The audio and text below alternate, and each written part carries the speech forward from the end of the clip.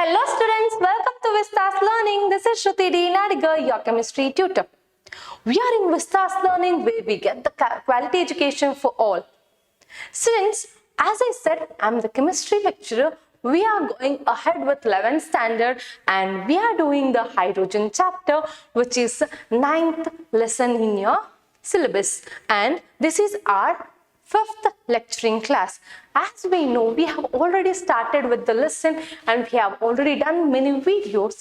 If you missed them, if this is your first video, if you are looking into, you can get back to our online platform, or else you can also browse into our web application www.v-learning.in. Got it? Good. We'll just speak about this hydrogen.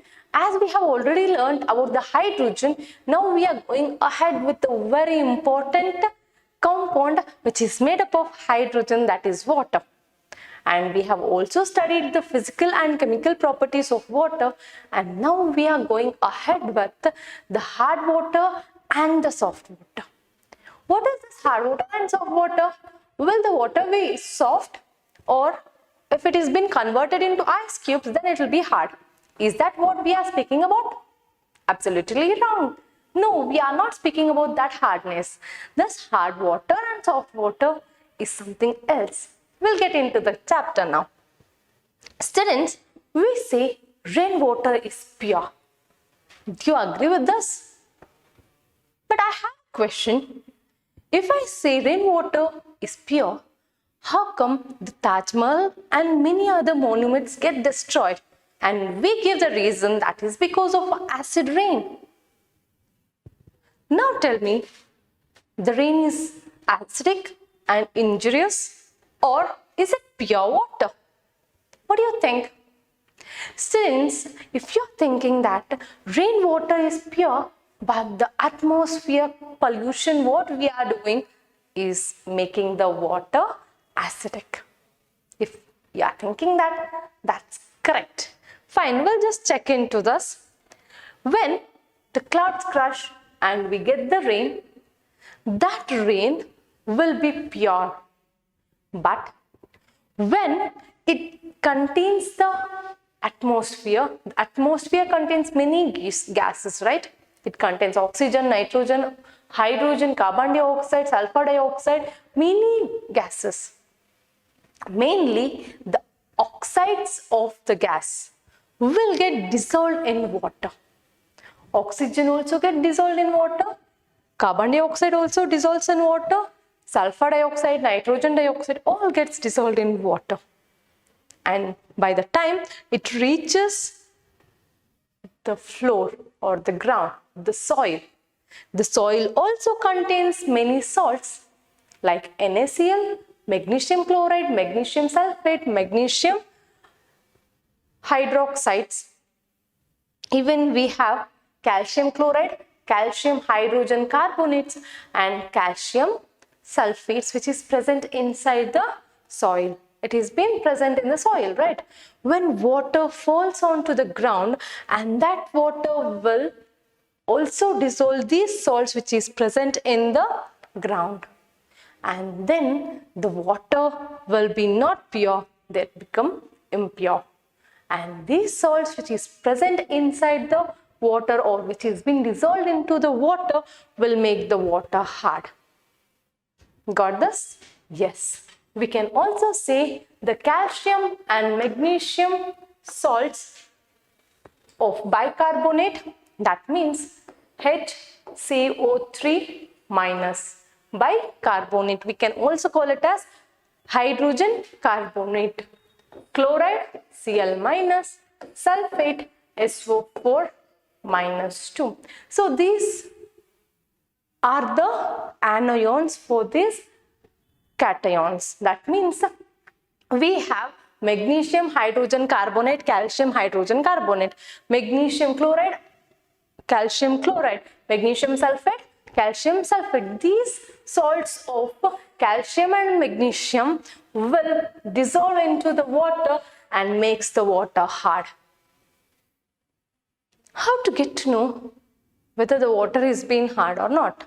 And what are the characteristics of this hard water? We'll we'll check about this hard water and soft water. Priorly, first hard water will let you know. What do you mean by hard water? It is being formed when calcium and magnesium salts dissolve in it. And this hard water doesn't give lather. When you take the soap water and wash, you'll get the foam like things and it will be lather out. But if you take the hard water, you'll not get the lather. Instead, you get the precipitate. We can see the scum or the precipitate will be formed with the soap water. If you take 2 beakers of water, in one you take the river water and the other one you take the borewell water. And if you mix the soap to that, you can observe that the borewell water will get the precipitate scales of whitish things, that is called as precipitate. Whereas the salt water gives the lather. Got it? And soap contains sodium stearate. How do you get this stearate, sodium stearate? What is the stearate? We'll see C17H35 COOH. This is the acid, carboxylic acid group. That means C17H35 will be giving you the stearate. Okay, so this is the stearic acid which reacts with the sodium chloride to give stearate, sodium stearate. So what happens here? Exchange of anions. So exchange of cations, because Na plus H plus. So what happens? COO minus and Na plus will get. Okay, where this H plus will go with this chlorine and forms HCl. So this is the sodium stearate which is been required, and this we call it as soap. General formula we can just say sodium stearate is nothing but sodium stearate which reacts with hard water. This also produces precipitate. What is that precipitate? Precipitate means if we write the downward arrow mark, that means the solid is being given out. Insoluble solid is present in the product. Whereas if we write this arrow mark, upward arrow mark, that means the gas is being evolved. So here we are having the precipitate of sodium or calcium or magnesium. So if you see sodium stearate is reacting with M plus 2. What is this M plus 2? As we say Ca plus 2 or Mg plus 2. Instead of this magnesium and calcium, we can directly take M plus 2. And if you take any of the salts which has been dissolved, as I said, calcium chloride, calcium sulfate, they will be having this ion which has been formed in the aqueous form. Right? So we write AQ. AQ means in solution form. So it is in aqueous form. So the sodium stearate reacts with the ions present in the aqueous medium, the M plus 2, it might be magnesium or calcium, and that gives you the metallic stearate. As we know, this is plus 2 and this is C17H35 COO minus, and this is M plus 2. When you crisscross, what happens? The one comes here, 2 comes here. Hence we get C17H35 COO twice M. Okay, remember, if it is sodium, it is only once. If it is with magnesium or calcium, it is twice. And hence we get 2 sodium ions which is been given out. So we say this is the precipitate. You can see the arrow mark is downwards. So that means the insoluble solid is been formed and hence it is been precipitated out. You can also see M and M is equals to magnesium and calcium. Next characteristic of this hard water is it is unsuitable for laundry. Obviously, yes.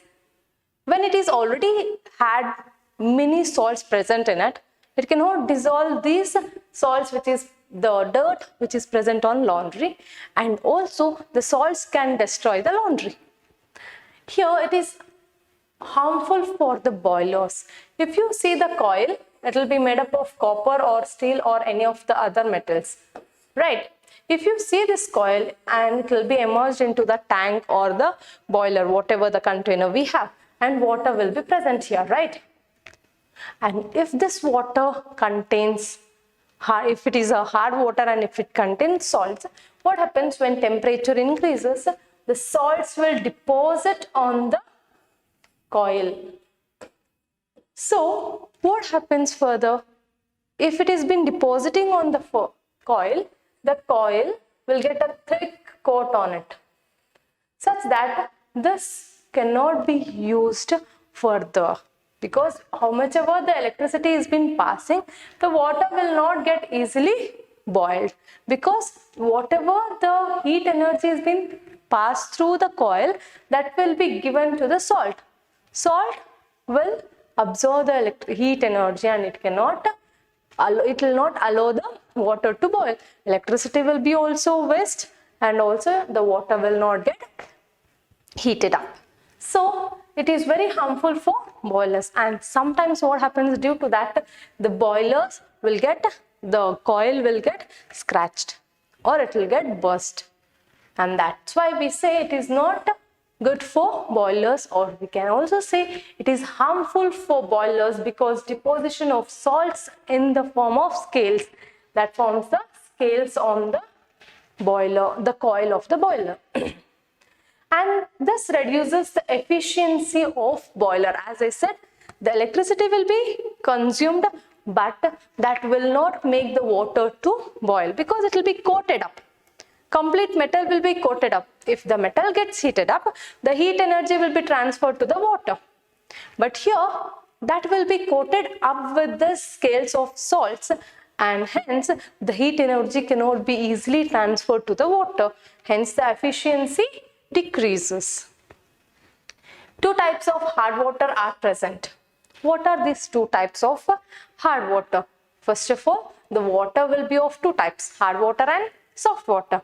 Under hard water, we have two types again. What are they? That is permanent and temporary hardness. First, we'll get back with the temporary hardness. What do you mean by temporary hardness, and how to remove that? Can we remove, or how to remove that? We'll check it out. Presence of magnesium and calcium hydrogen carbonates. So I said you, in this hard water, we have three types of salts, right? Magnesium, hydrogen carbonates, magnesium chlorides, magnesium sulfates. Do you remember that? Good. So, the presence of those hydrogen carbonates will give you the temporary hardness. And how can we remove this? What are the types of or ways to remove this temporary hardness of the water to make it soft? So here we have a method called boiling. When you boil the water, what happens? If you have seen, when you take the borewell water and boil it, you'll get the white color scale on the surface, right? So on boiling, that water will remove the water will remove the salts dissolved in it, and we can use the water. Similarly, here on boiling, we can remove this magnesium or calcium bicarbonates.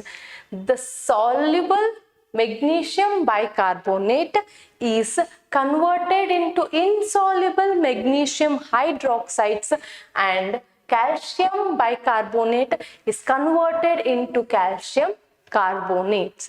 So here the calcium carbonate is not soluble in water, magnesium hydroxide is not soluble in water.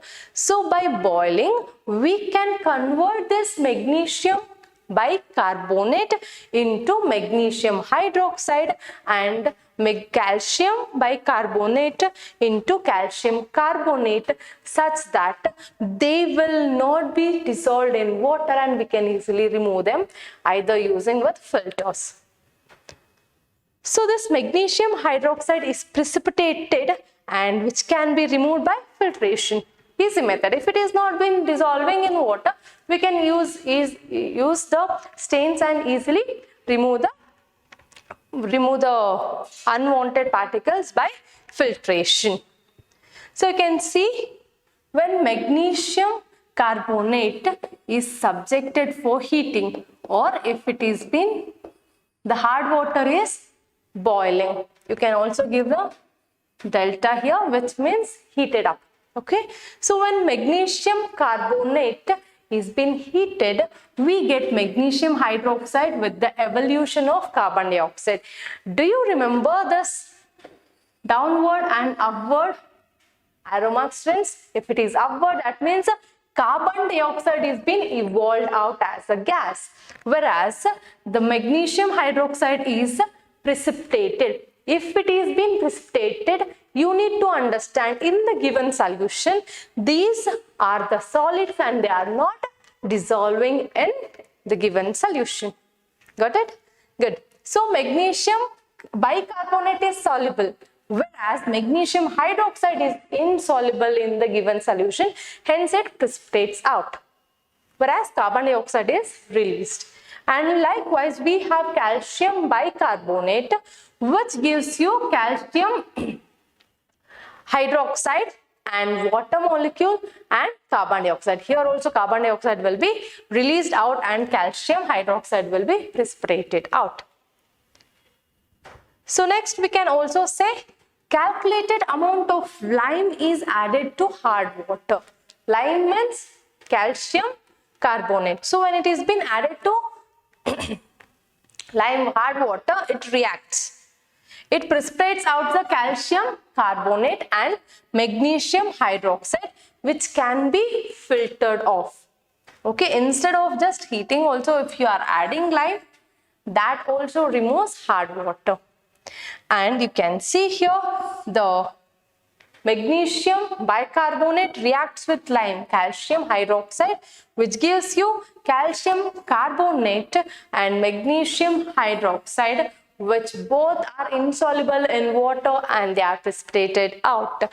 So this is how we can remove the magnesium and calcium bicarbonates which is present in the water. Hence we call it as the temporary hardness. Remember, only bicarbonates we are speaking out here. Got it?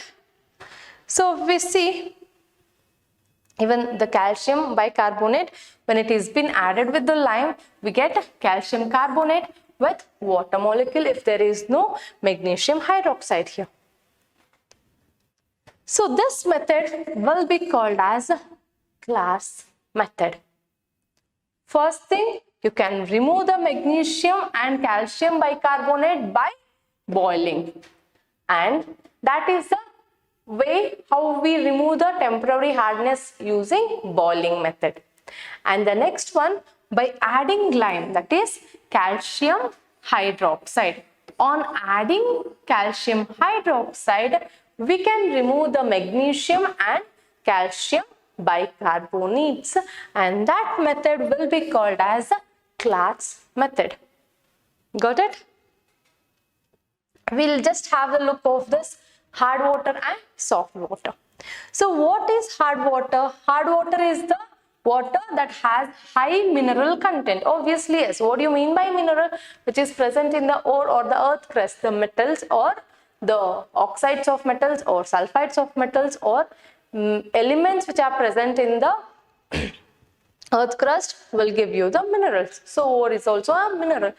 Ore is nothing but the oxides or salts of the metals. So we can say it is a high mineral content, whereas the soft water has less mineral content. The water what we drink, students, it is not distilled water. It also contains some of the dissolved minerals in it. That's why we say Bisleri or some of the bottles, whatever we get, that will be written as a mineral water, which is very good for drinking. See, if you take the water, distilled water, pure water, that is also not good for health, because our body contains or requires some of the ions like iron or magnesium, calcium. We require very less amount. it should have its limit. If it is crossing its limits, then it becomes hard water. Got it? So the mineral water, what we are drinking, we can call it as soft water. And the hard water contains very high mineral content. Got it? And it contains magnesium and calcium ions, where here you can see it contains sodium ions. We know water contains salt, common salt, which is good for health. So we can say it contains sodium salt, whereas hard water contains magnesium and calcium salts. Often has a characteristic taste. So it will be bitter, or it gives you the characteristic taste of the given ions, whereas it will be tasting salty because sodium chloride is salty, we know that. Formed when water flows through limestone or chalk, whereas here produced by hard water over an ion exchange resin. They are just giving how the salt water can be formed from hard water here, whereas hard water can be formed by mixing or dissolving limestone or chalk. So soap has a less effect.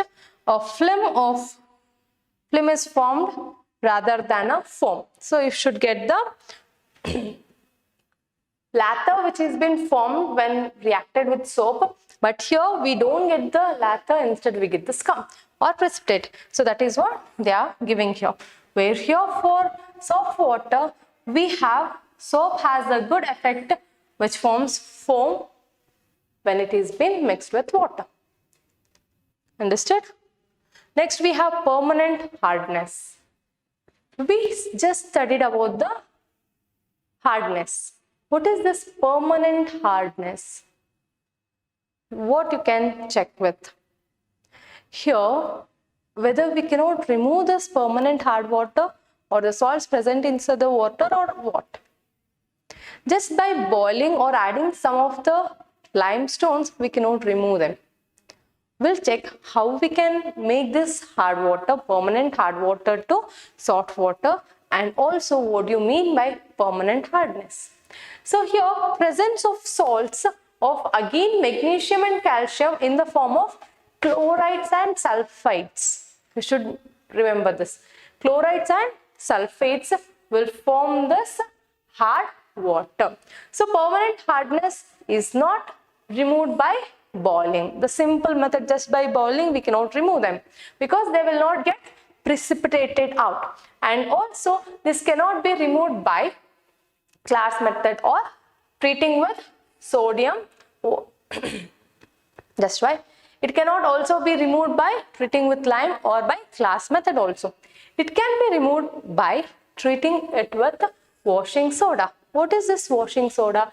We call it as sodium carbonate. We can write it as Na2CO3. So when the hard water or temporary hard water, permanent hard water is treated with sodium carbonate, then that becomes temporary hard water, and later we can remove the temporary hardness. Got it? We'll just check with that. Next we have Calgon's method.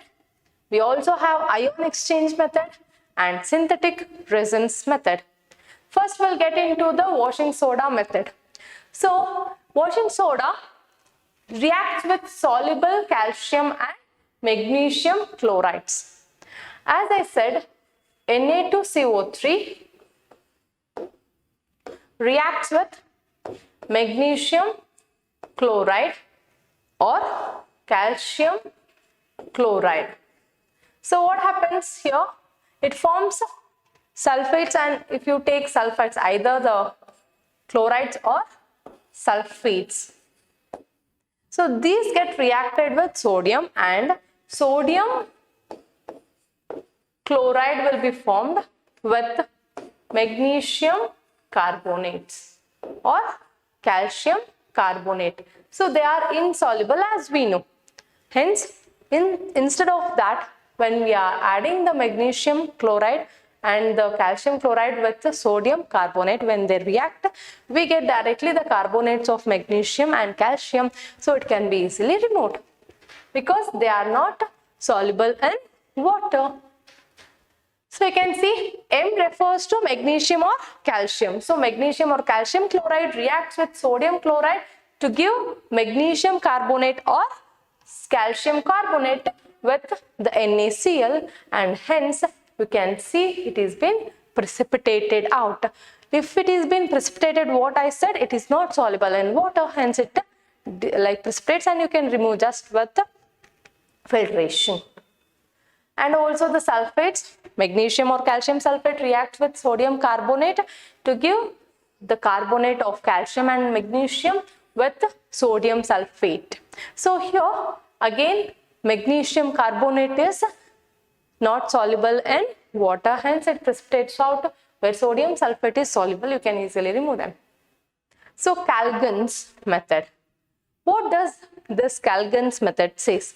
Here the sodium hexametaphosphate is used. So what is this hexametaphosphate? Na6. 6 gives you hexametaphormate. So phosphorus, we have hexametaphosphate. So phosphate is being formed with 6 molecules of phosphorus. So we can say sodium hexametaphosphate is being formed, and that will react with the hardness of the water to give you some of the reactions. We'll just check it out. And this is a commercial method which we are using, and hence called as Calgon's method. So when you get this reaction of hexametasulfate, it splits into sodium and Na2 plus and tetrametasulfate, and that again reacts with the metal present in the hard water, and that gives you the salt, where you can see M is present with this. 2 sodium will be removed or replaced with the 1 metal ion, either calcium or magnesium, and it is been formed, and that will give you the precipitation, and it can be easily removed. This is the commercial method which we are using to remove the permanent hardness. Next we have ion exchange method. What is this ion exchange method? Here we are adding zeolites. We also call it as permate. So this process, hydrogen sodium aluminum silicate, is a zeolite or a permate which we are using here. And for the sake of this, we can also write sodium aluminum silicate as NaZ, where Z gives you about the zeolite. So sodium zeolite we can say. Got it? It is having sodium aluminum silicate. So sodium Na, aluminum Al, silicate SiO4. So this easily we can write it as ZnAZ, that is sodium zeolite. So when this has been added to the hard water, what happens? We get the exchange reaction takes place. Yes, obviously we are doing the same thing, exchanging the ions. So here also when sodium zeolite react with magnesium or calcium, we get the magnesium or calcium zeolite, and sodium will be removed out. And hence this is called this exhausted when all the sodium in it is used up. That means when we have the sodium, everything, all the sodium is been removed out, then we can say the zeolite is been finished. It cannot work more with the hardness of water. It is generated for further use by treating with an aqueous sodium chloride solution. You can see zeolite reacts with sodium chloride to give sodium zeolite and magnesium chloride. You can just remove this which has been precipitated out. Again, if you react with sodium chloride, you can easily remove this out, and we will get the sodium zeolite, and which can be, or again we can use it. It is ion exchange method, just giving out the ion magnesium and adding of the sodium. Here same thing which is happening, the reversible reaction can also be formed. Next one is the synthetic resins method. What we do here, hard water is softened by using this method, And here we need to know about the cations and anions, students. As we know, in water we have H plus as cations, OH minus as anions. So this method is more efficient than zeolite process. As we see, cation exchange reactions contain large organic molecules with hydrogen sulfide. Okay, that group will be present with the resins. Resins is a group of complex which we are using as a positive and negative ions here.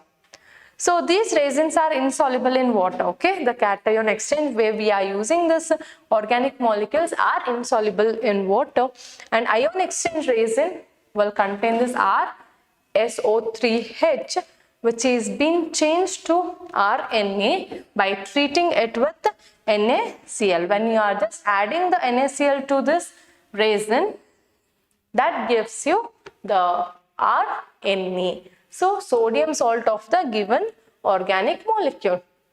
So when it is been substituted with sodium, you can easily remove the sodium and add calcium and magnesium. So calcium and magnesium can easily be fit into. So the resin exchanges sodium ions with calcium and magnesium ion present in the hard water to make the soft water. So here R is the resin where we are taking this R. It is called as resin anion. So it has been reacting with SO3 plus or Na plus, where Na plus is the R is the resin, Na plus is the anion. So it is anion, Na plus is a cation. Positively charged particle is sodium. So they get exchanged with the R2Ca or R2Mg will be formed, because two resins will react with calcium and magnesium as they are having divalent. So we can see here where RNA will be reacting with the given metal to give R2M, where R2M can be given as R2Mg, that is magnesium resin or calcium resin, and sodium will be removed out. So this resin can be regenerated by adding aqueous NaCl solution. As we did in the previous class or previous slide, the same thing, NaCl can be added to get back the exchange of ions, right? So we'll get back the same sodium resins. So now pure demineralized or deionized water free from all the soluble mineral salts is obtained by passing water successfully through a cation exchange, that is, which contains H plus form, which is in the, you will be having two chambers where one is cation exchange and another is anion exchange, where H plus ions form and OH minus ion forms will be present. So when you pass through this water, through this cation exchange and anion exchange, you will get H plus and OH minus ions which is been formed. We'll just check with that. So RH plus Mg plus, this is with the H plus. So it is cation exchange. When it is been reacting, we'll get M, R2 and H plus can be removed out. If we take the anion exchange, it will be giving you OH minus. So in this cation exchange process, H plus ions are exchanged with sodium, calcium, magnesium and other cations present in the water. So H plus will be exchanging with the other anions, other cations, where this process results in proton release and thus makes the water acidic.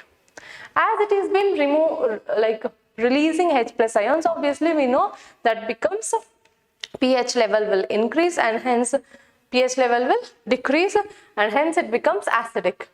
Wherein anion exchange process, RNH2 will react with water when you get RNH3 dot OH minus, NH3 plus OH minus, and this will react with the chloride sulfates, whatever the anions which is present, and that will be giving you the resonance of those anions, and OH minus will be released. So before we get H plus ions which has been released into water, now we have OH minus which has been released into water. So water has decreased its pH level and it has got acidity, where acidic in nature, whereas now the OH minus is been released and that cancels the acidic nature, where this is basic in nature. The H plus and OH minus combine to give you the water. So on OH minus exchange ions like chlorine, bicarbonates and sulfates etc. which is present in the water, and this OH ions neutralizes the H plus ions which is already liberated during the cation exchange. And you can see H plus reacts with OH minus, that cancels the acidic medium which is present in the during release of cation exchange, and that reacts and gives water molecule which is neutral in state. And thus you can say the exhausted cation and anion exchange resonance beds are generated by treatment of dilute acid and alkali solutions present respectively. That means if you want back the resins which is formed, cationic and anionic resins, to get it back you can just react them with the acid or alkali, so you will get the anion and cation resins back. Hope you understand this, students. Good. By this we finishes about the temporary hard water and the permanent hard water. What do you mean by the hard water? And here you need to know about how to remember this. So the remembrance of this, or how to get a mind map, that we'll discuss in the next class, students. Stay tuned, and we Vistas Learning always provide you the quality education for all. If you have enjoyed this class, or if you understood something, what is hard water, what is soft water, how can you make the hard water into soft water, and what are the two types of hard water, and what are the methods to remove the permanent and also the temporary hard water, then you can just like our video and get back to our other videos also. Thanks for watching, students.